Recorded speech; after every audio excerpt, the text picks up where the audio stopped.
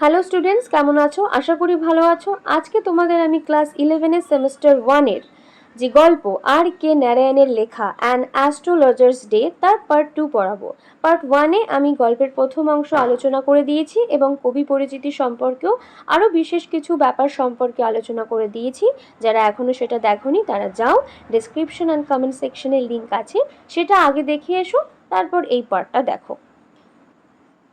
তো পার্ট 2তে দেখতে পাচ্ছি যে আমরা প্রথমে পার্ট 1-এ দেখেছি অ্যাস্ট্রোলজারের সাজ পোশাক সম্পর্কে, অ্যাস্ট্রোলজার কী কী জিনিস নিয়ে বসে, কোথায় বসে এবং তার আশেপাশের কোন কোন দোকান বসে সেই ব্যাপারে। আর আজকে আমরা দেখব যে half the enchantment of the place.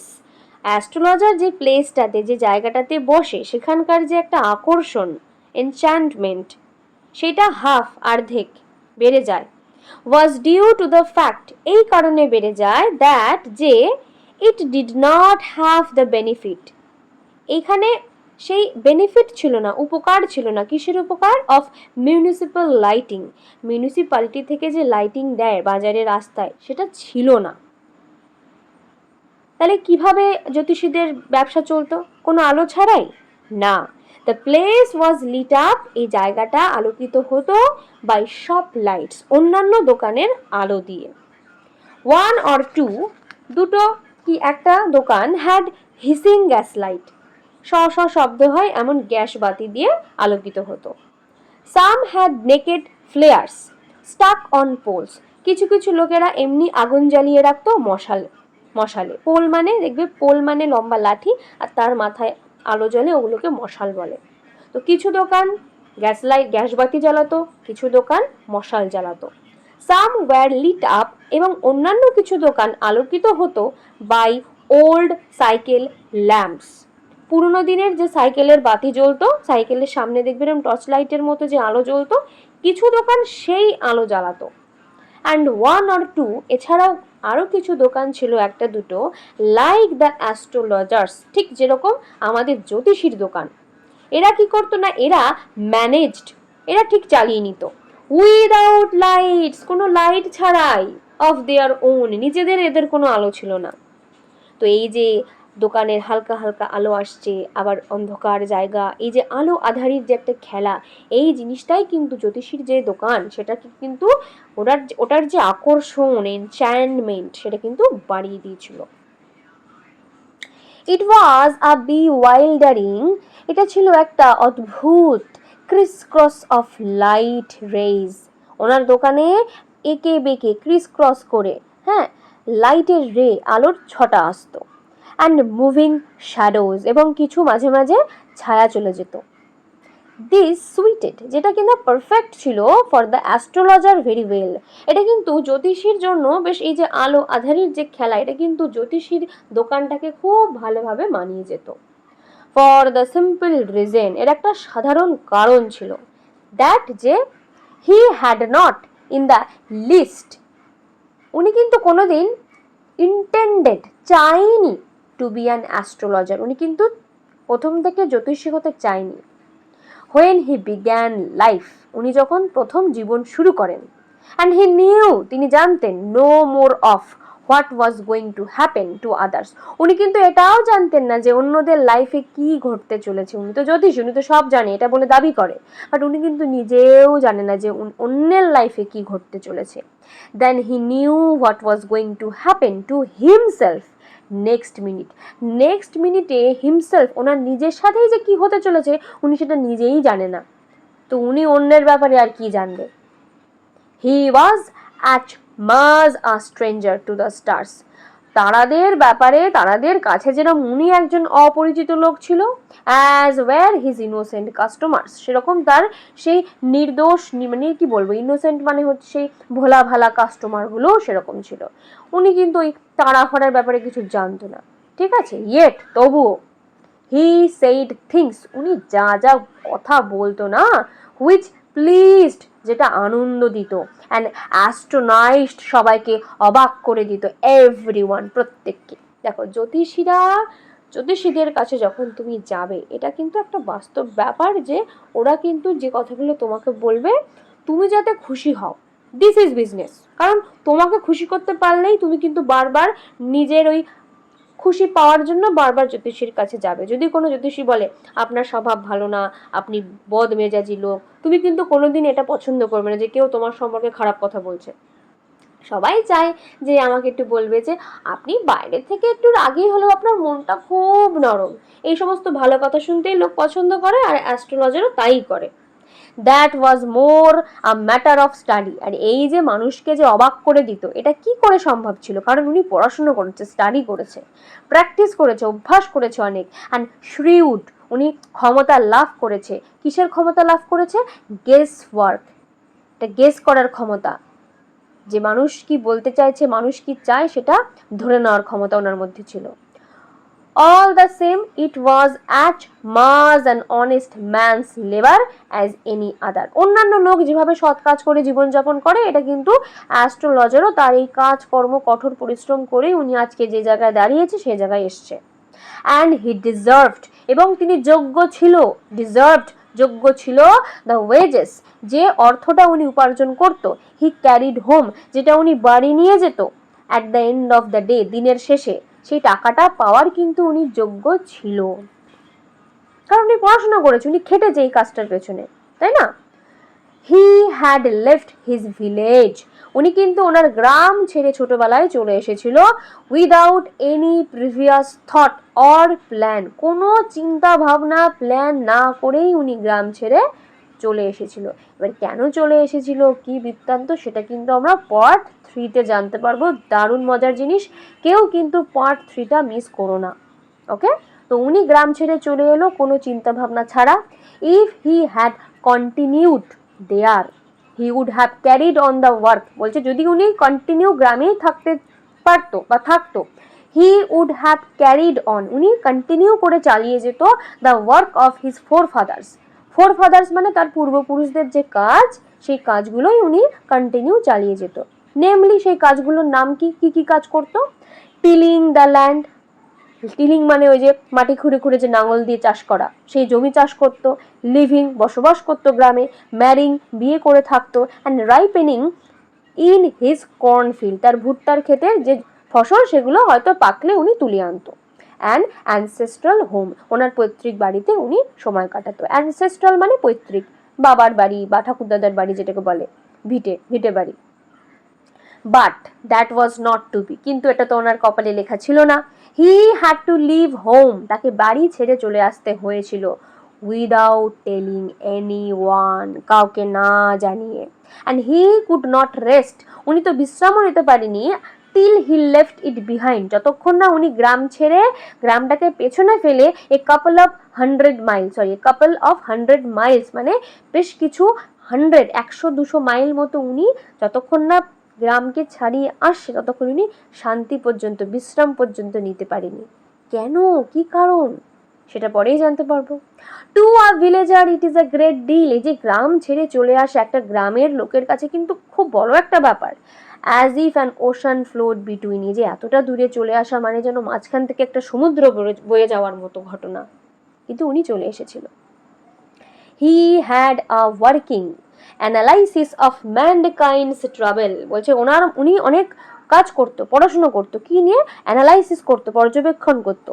কিসের পর্যবেক্ষণ? ম্যানকাইন্ডস ট্রাভেল, মানুষের যে সমস্যা, যে মানুষের মধ্যে কোন কোন মেন সমস্যা মানুষ নিয়ে আসে জ্যোতিষীর কাছে, সেইগুলো উনি ভালো করে জানতো। কি কি সমস্যা? ম্যারেজ, বিয়ে, সবারই কিন্তু একটু বয়স হলে চিন্তা হয় যে কবে বিয়ে হবে, কার সাথে বিয়ে হবে, কিরকম ধরনের বিয়ে হবে, নানা রকম চিন্তা, আমার কি বিয়ে হবে না, এইসব নিয়েই কিন্তু জ্যোতিষীর কাছে যায়। মানি, টাকা পয়সা নিয়ে চিন্তা, কবে বড়লোক হবে, কবে টাকা আসবে, এত কেন টাকা আমার নষ্ট হয়ে যাচ্ছে, নানা চিন্তা। And the tangles of human ties, human ties মানে মানুষের সঙ্গে মানুষের যে সম্পর্কের যে ট্যাঙ্গেল, জট, সেটার সম্পর্কে উনি অনেক অ্যানালাইসিস, পর্যবেক্ষণ করেছিল। মানে আমার সাথে, আমার শাশুড়ির সাথে আমার কেন বনে না, আমার বাচ্চা আমার কথা কেন শোনে না, এরকম যে নানা ঝামেলা, পারিবারিক সম্পর্কের যে ঝামেলা, সেইগুলো নিয়ে উনি অনেক অ্যানালাইসিস করেছিল। লং প্র্যাকটিস, এবং উনি এত প্র্যাকটিস করেছিল, অভ্যাস করেছিল, হ্যাড শার্পেন্ড, যেটা কিনা ওনার তীক্ষ্ণ করে দিয়েছিল। কি তীক্ষ্ণ করে দিয়েছিল? হিজ পারসেপশন, ওনার গেসিং ক্ষমতা, যে মানুষকে দেখে, মানুষের সাথে কথা বলে তার লাইফে কি চলছে সেটা বোঝার ক্ষমতা ওনার চলে এসেছিল। উইদিন 5 মিনিটস, 5 মিনিটের মধ্যে হি আন্ডারস্টুড, তিনি বুঝে যেতেন হোয়াট ওয়াজ রং, যে ওনার কাস্টমারের সমস্যা কি।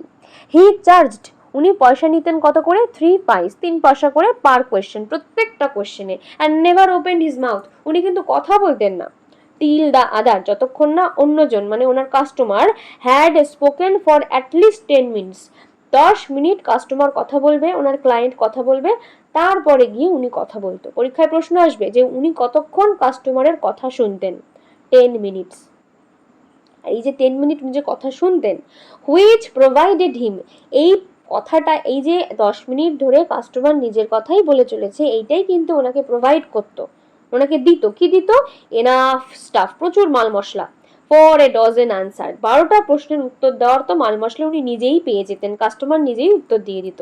অ্যান্ড অ্যাডভাইজেস, এবং ওনাকে অনেক, যে উনি যে জ্ঞান দিত, উনি যে অ্যান্সার দিত, সেগুলো কিন্তু কাস্টমার নিজেই সব বলে দিত 10 মিনিটে, সেগুলোই উনি ঘুরিয়ে ফিরিয়ে বলতো।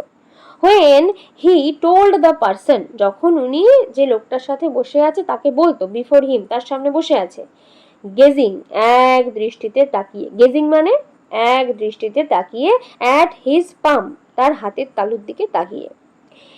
In many ways you are not getting the fullest result for your efforts. তুমি যতই চেষ্টা করছো, তুমি কিন্তু ভালোভাবে ফলাফল পাচ্ছ না তোমার কাজকর্মের। তো এই কথাটা যখনই কেউ কাউকে বলে, এটা সবার ক্ষেত্রেই কিন্তু 99% খেটে যায়, যে তুমি অনেক খাটছো কিন্তু ফল পাচ্ছ না। তো 9 আউট অফ 10, 10 জনের মধ্যে 9 জন ওয়ার ডিসপোজড, একদম ইচ্ছায়, টু অ্যাগ্রি উইথ হিম, তার সাথে সহমত জানাতো, যে হ্যাঁ হ্যাঁ ঠিক ঠিক ঠিক। অর হি কোয়েশ্চেন, অথবা উনি প্রশ্ন করতেন আমাদের astrologer, is there any woman in your family, তোমার পরিবারে কি কোনো মহিলা আছে, মেয়ে মানুষ, maybe even a distant relative, হয়তো তোমার দূরের কোনো আত্মীয়, who is not well disposed towards you, যে তোমাকে ঠিক পছন্দ করে না। আর অথবা he gave an analysis of character, উনি কোনো একটা চরিত্রের বেশ সম্পর্কে বলতো, যে মোস্ট অফ ইউর ট্রাভেলস, তোমার এই যে সমস্যা না, যত সমস্যা বেশিরভাগটাই আর ডিউ টু ইউর নেচার, তোমার স্বভাবের জন্য, তোমার চরিত্রটা না তার জন্য। How can you be otherwise, তা না হলে কিভাবে তুমি, with Saturn where he is, মানে শনি তোমার এই জায়গাটাতে কি করে আসছে বলো তো, ইউ হ্যাভ অ্যান ইম্প্যাটিউয়াস, তোমার কিন্তু একটা ইম্প্যাটিউয়াস নেচার, মানে ইম্প্যাটিউয়াস নেচার মানে কি বলবো, একটু বদমেজাজি, একটু তাড়াহুড়ো করে যারা, ঠিক আছে, সেরকম একটা তোমার চরিত্র। অ্যান্ড রাফ এক্সটেরিয়ার, তুমি না বাইরে থেকে একটু কঠিন মানুষটা, মানে বলতে চাইছে যে তোমার বাইরেটা খুব কঠিন বাইরের থেকে, বাট তোমার মনটা খুব নরম। তো দিস এন্ডিয়ার্ড হিম, আর এই কথাটা বললে, তুমি যখন কোনো একটা লোককে বলছো যে তুমি বাইরের থেকে একটু কঠিন কিন্তু তোমার মনটা খুব ভালো, এরকম কথা শুনলে তো যে কারোর কাছেই জ্যোতিষী এন্ডিয়ার্ড হয়ে যাবে, প্রিয় হয়ে যাবে না। টু দেয়ার হার্টস, তাদের হৃদয় জয় করে নিত ইমিডিয়েটলি, এইভাবে সাথে সাথে।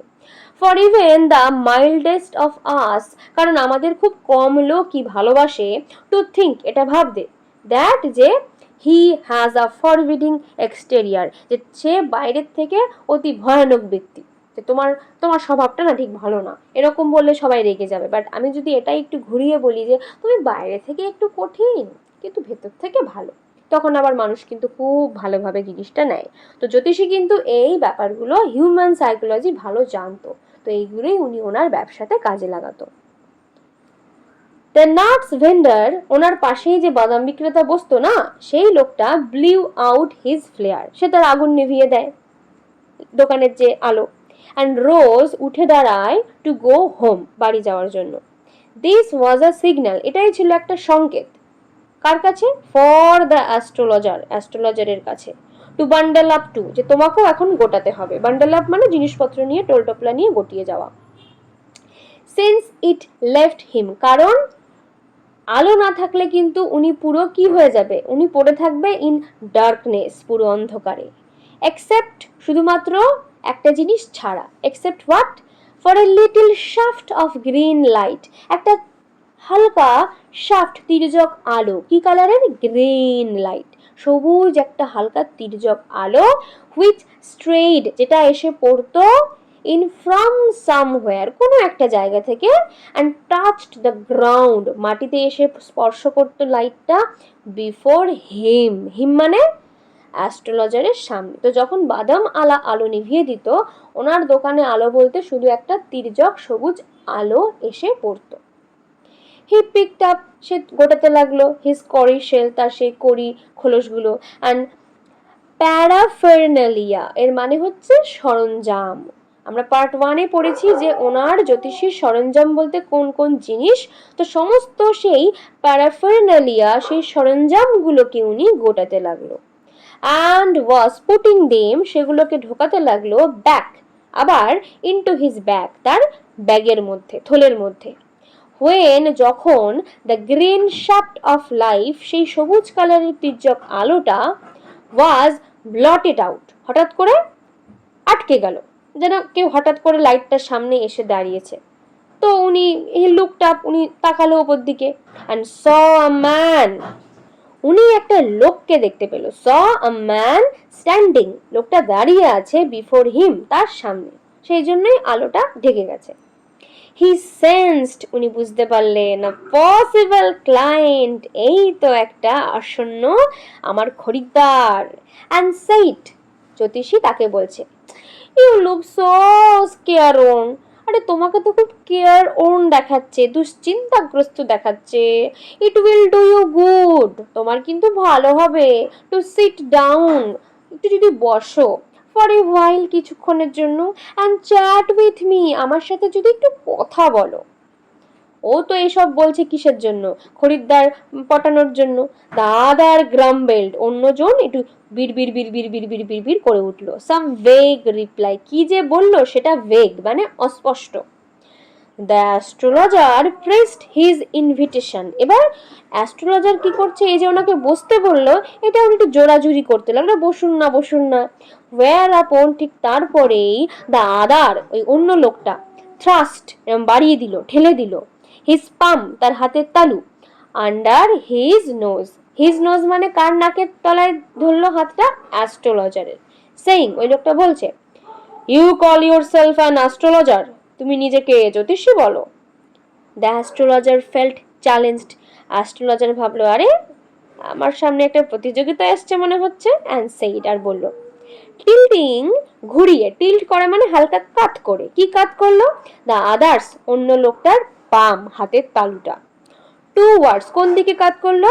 না towards the green shaft of life, যেদিক থেকে সবুজ আলোটা আসছে সেই দিকে। কেন? কারণ আর তো কোথাও আলো নেই, শুধু এই সবুজ আলোটাই তো আছে না, তো হাত দেখতে গেলে তো আলো লাগবে, তো ওই সবুজ আলোটার দিকেই আমাদের যে খরিদ্দারটা এলো তার হাতটা কাত করে দেখতে লাগলো। দেখে এবার বলছে, ইয়ার সেজ আ নেচার, তোমার চরিত্রটা কিরম বলো তো।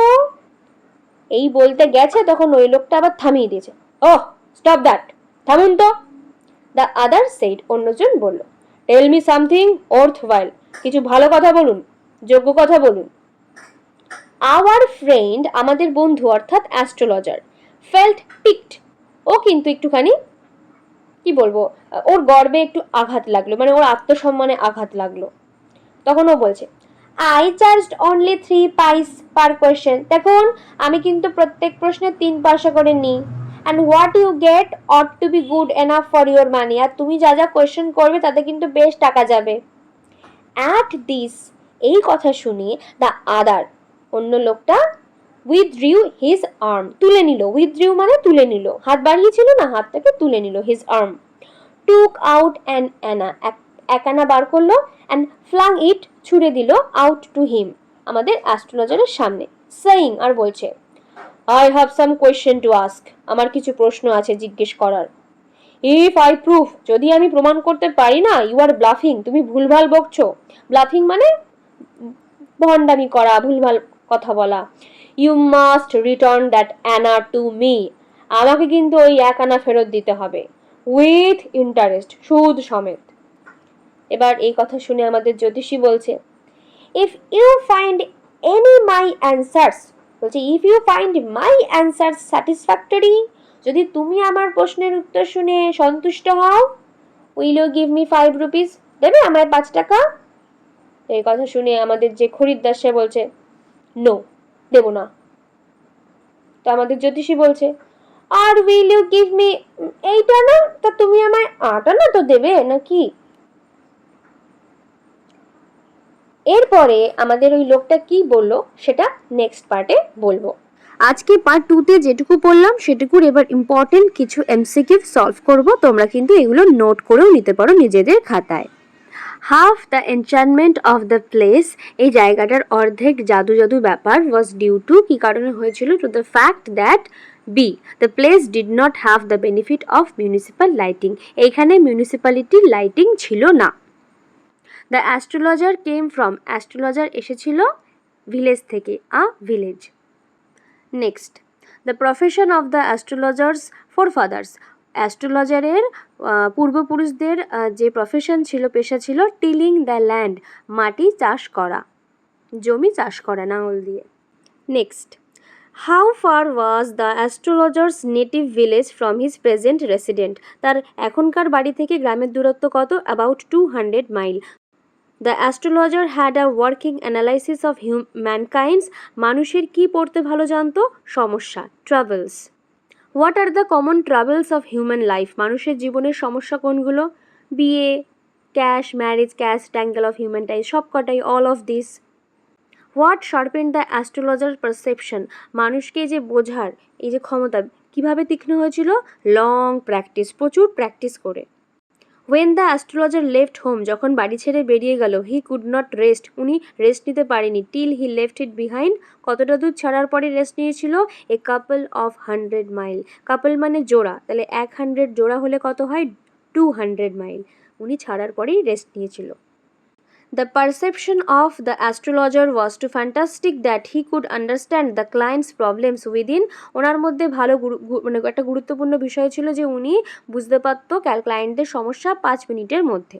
ফর আস্কিং আ কোয়েশ্চেন, একটা জিজ্ঞেস করতে গেলে প্রশ্ন, দ্য অ্যাস্ট্রোলজার চার্জ, কত টাকা নিত? 3 পাইস, 3 পয়সা নিত প্রত্যেক প্রশ্নের জন্য। The astrologer never opened his mouth, উনি মুখ খুলতো না, till the other had spoken for at least, অন্য লোক কতক্ষণ কথা বলতে দিত অন্য লোককে? 10 মিনিট, 10 মিনিটের আগে অ্যাস্ট্রোলজার নিজে মুখ খুলতো না। Long practice had sharpened the astrologers, প্রচুর প্র্যাকটিসের ফলে অ্যাস্ট্রোলজারের কি তীক্ষ্ণ হয়ে গেছিল? পারসেপশন, ধারণা করার ক্ষমতা।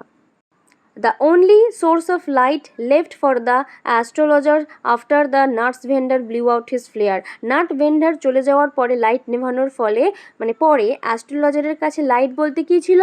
আ little shaft of green light, একটা হালকা সবুজ আলো, তির্যক আলো। When the green shaft of life was blotted out, যখন ওই সবুজ আলোটা ঢাকা পড়ে গেল, লুকিং আপ দ্য অ্যাস্ট্রোলজার, মুখ তুলে অ্যাস্ট্রোলজার কি দেখলো?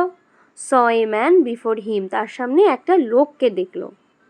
ইউ লুক সো কেয়ারওয়ার্ন, তোমাকে দুশ্চিন্তাগ্রস্ত দেখাচ্ছে, স্পিকারকে, বক্তাকে? দ্য অ্যাস্ট্রোলজার, জ্যোতিষী। ইউ লুক সো কেয়ারওয়ার্ন, এখানে ইউ মানে কে? তোমাকে দেখতে দেখাচ্ছে, তুমিটা কে? দ্য স্ট্রেঞ্জার, সেই অচেনা লোকটা। You look so careworn, the word, এই কেয়ারওয়ার্ন কথার মানে কি? এটার মানে অ্যাংশিয়াস, চিন্তাগ্রস্ত, দুশ্চিন্তাগ্রস্ত। He picked up his cowries and paraphernalia, এখানে প্যারাফেরনালিয়া মানে কি? সরঞ্জাম, ইকুইপমেন্ট, ইকুইপমেন্ট মানেও সরঞ্জাম। You call yourself an astrologer, তুমি নিজেকে অ্যাস্ট্রোলজার বলো, এই কথাটার বক্তাকে, স্পিকারকে? দ্য স্ট্রেঞ্জার, ওই অচেনা লোকটা। কিছু স্পেলিং ভুল আছে, এখানে স্ট্রঙ্গার রয়েছে, ওটা স্ট্রেঞ্জার হবে। আওয়ার ফ্রেন্ড ফেল্ট পিকড, আমাদের বন্ধু অর্থাৎ অ্যাস্ট্রোলজারের গর্বে আঘাত লাগলো, ঠিক আছে? তো এখানে পার্সন ফেল্ট পিকড, এখানে কার আঘাত লাগলো মনে? অ্যাস্ট্রোলজারের, the astrologer. The astrologer informed the stranger, astrologer লোকটাকে বললো that the primary demand per question, প্রত্যেক কোয়েশ্চেনের জন্য কত টাকা দিতে হবে? 3 পাইস, 3 পয়সা। On hearing the assurance from astrologer, যখন আমাদের অ্যাস্ট্রোলজার নিশ্চিত করলো লোকটাকে, দ্য স্ট্রেঞ্জার ফ্লাং আউট হিম, ও কি ছুড়ে দিল?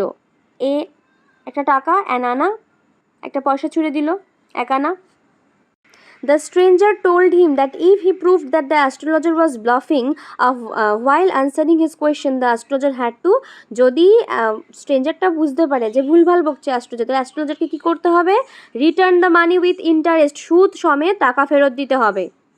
এই ছিল পার্ট 2 এর পুরো পড়া। পার্ট 3টাও খুব শিগগিরই আসছে, আর লিঙ্ক আমি ডেসক্রিপশন আর কমেন্ট সেকশনে দিয়ে দেবো। এই ভিডিওটা যাদের যাদের ভালো লাগলো তারা কিন্তু অবশ্যই লাইক করো, ভিডিওটা শেয়ার করো, আর তোমাদের মতামত কেমন লাগলো কমেন্ট করে জানিও।